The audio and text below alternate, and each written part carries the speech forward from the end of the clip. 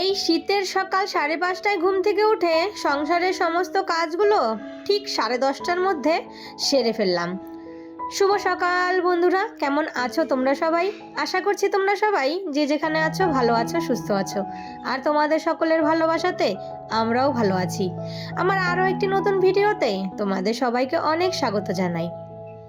তো এই যে ঘুম থেকে উঠেই কাজে লেগে পড়েছি। এই যে ঘুম থেকে উঠেছি না, আর এখন 1 মিনিটও বসার সময় নেই।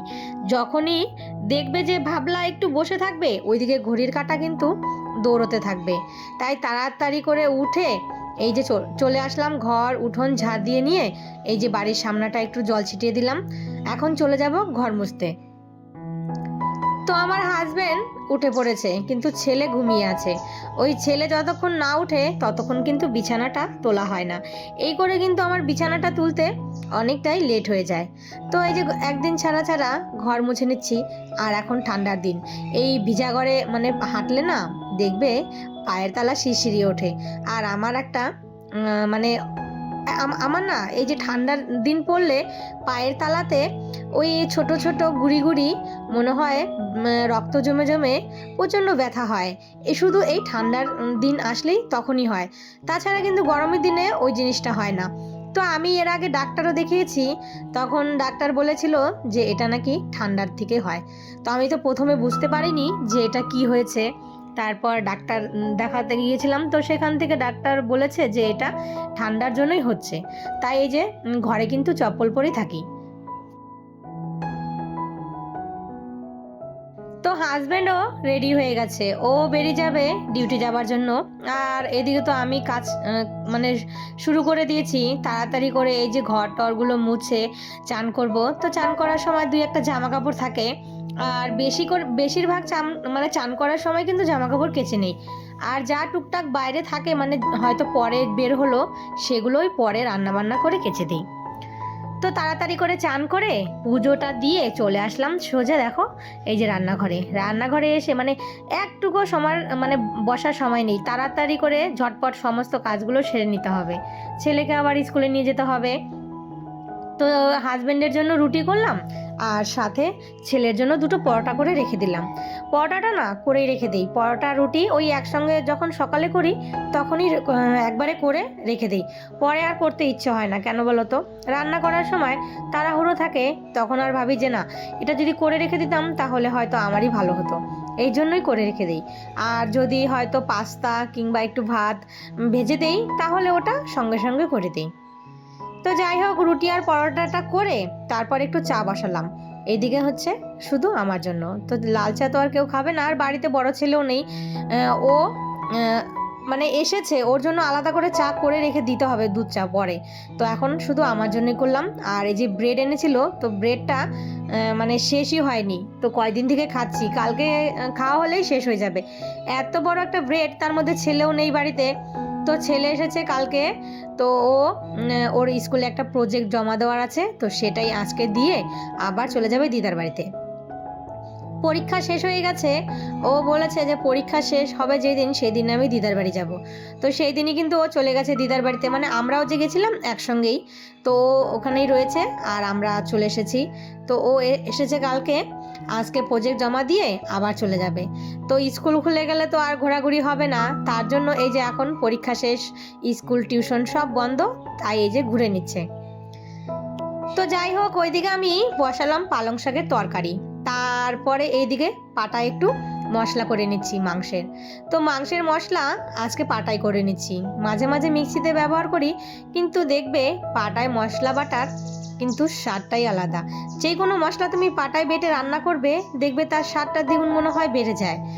আর এইদিকে দেখো পালং শাকটাও একদম রেডি হয়ে গেছে। ওই যে একটু বেগুন দিয়েছি না, তো এই যে দেখো বেগুন দিয়ে পালং শাক আর এই যে ডালের বড়ি দিয়ে কিন্তু খেতে ভালো লাগে। তো মশলাটা রেডি হয়ে গেছে, তো এদিকে আমি মাংসের আলু আর কোয়াশটা ভেজে নিচ্ছি। তো আমি কিন্তু মাংসে আলু আর কোয়াশটা ব্যবহার করি, অনেকেই জানো। তো এই কোয়াশ অনেকে হয়তো চেনো না। তো এই কোয়াশটা কিন্তু বিশেষ করে এই পাহাড়ি এলাকায় কিন্তু পাওয়া যায়। তো এখন আমাদের এখানে তো পাহাড় বেশিটা দূরে না, তো আমাদের এখানে কিন্তু সব সময় কোয়াশ পাওয়া যায় 12 মাস। আর এটা খেতেও কিন্তু ভালো লাগে। তো যাই হোক, মাংসটা কিন্তু মানে প্রায় আমার হয়ে এসেছে। তো একটু জল দিয়ে দিব, তার আগে কিছুটা মাংস ছেলের জন্য তুলে রেখে দিলাম। ও আবার কষানো খেতে ভালোবাসে। তো এদিকে আমার রান্না বান্না কমপ্লিট হয়ে গেছে, আর এই যে রান্নাঘরটা এখন আমি পুরো পরিষ্কার করে নিচ্ছি।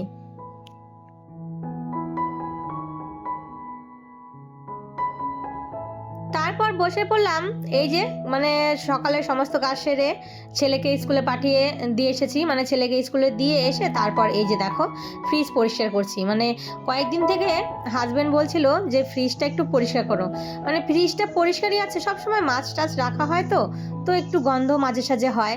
তার জন্য সেই দিন মানে হাজব্যান্ড ফ্রিজ খুলেছিল তো তো কি একটা বের করার জন্য, তো ও বলেছিল যে ফ্রিজটা দিয়ে না মাছের একটা গন্ধ বেরোচ্ছে, তাই তুমি ফ্রিজটা একটু পরিষ্কার করে নিও। তো ভাবলাম যে হাতে সময় আছে, তাহলে চলো ফ্রিজটা পরিষ্কার করে নিই। আর এই যে সমস্ত ফ্রিজের যে এগুলো থাকে এগুলো সব বের করে নিয়ে এসেছি। এগুলো এখন ভালো করে ধুয়ে এই যে বাইরে রেখে দিলাম। তো এটা জলটা ঝরে একটু শুকোক, ততক্ষণে আমি ফ্রিজের ভেতরটা পরিষ্কার করে নিই। তো এই যে দেখো, মানে শীতের দিনে এই যে একটু একটু বুদ্ধি খাটিয়ে এই যে সংসারের কাজগুলো এই যে এরকম করে কিন্তু ম্যানেজ করে করতে হয়, না হলে এই ছোট দিনের বেলা কোন দিক দিয়ে যে গড়িয়ে যায় সেটা কিন্তু কেউ বুঝতেই পারবে না। আর ঘড়ির কাঁটা দেখবে মানুষের থেকে দ্বিগুণ আগে দৌড়তে থাকে, কিন্তু শীতের দিনে সকালে না এই ঘড়ির কাঁটা যে দৌড়ায় তার সঙ্গে কিন্তু আমরা তাল মিলিয়ে একদমই চলতে পারি না। তো যাই হোক, এইদিকে ভালো করে ফ্রিজটা পরিষ্কার করে তারপরে এই যে ফ্রিজের যে জিনিসগুলো আছে, মানে এই যে তোমার বোতল রাখার, ডিম রাখার, তারপরে ট্রেগুলো সেগুলো সব এগুলো ভালো করে একটু জল আছে তো শুকনো কাপড় দিয়ে মুছে আবার জায়গা মতো বসিয়ে দিচ্ছি। যখন দেখবে ফ্রিজটা একটু পরিষ্কার করবে, দেখতে মনে হয় একদম নতুনের মতো লাগে। তো এই যে দেখো এই জিনিসগুলো কাচের, তো এগুলো একটু সাবধান করে পরিষ্কার করতে হয়, বাই চান্স হাতের থেকে পড়ে গেলে তারপর আবার ভেঙে গেলে মুশকিল। তো সমস্ত জিনিসগুলো লাগিয়ে তারপর ওই যে সবজি রাখার ওটার মধ্যে তো সবজি আছেই, তো ওই বাস্কেটটাও আমি এই যে ভেতরে ঢুকিয়ে দিলাম। এখন এই যে ডিমগুলো কালকে এনেছিল সেগুলো না আমি ভালো করে ধুয়ে রেখেছি। আর ডিমটা না আমি একটু ধুয়ে রেখে দিই, তার কারণ অনেক সময় দেখবে সেদ্ধ টেদ্ধ দেওয়া হয় তো তার জন্য অনেক সময় নোংরাও থাকে প্রচণ্ড, তাই একবারে ধুয়ে এই যে এখন ফ্রিজে ভরে রেখে দিচ্ছি। তো চলো বন্ধুরা, আজকের ভিডিওটা তাহলে এখানেই শেষ করি। সবাই ভালো থেকো, সুস্থ থেকো। আর ভিডিওটা কেমন লাগলো তোমাদের কাছে অবশ্যই কমেন্ট করে জানিও। আবারও দেখা হবে তোমাদের সাথে নতুন কোনো ভিডিওর সাথে, ততক্ষণের জন্য আজকের মতন টাটা।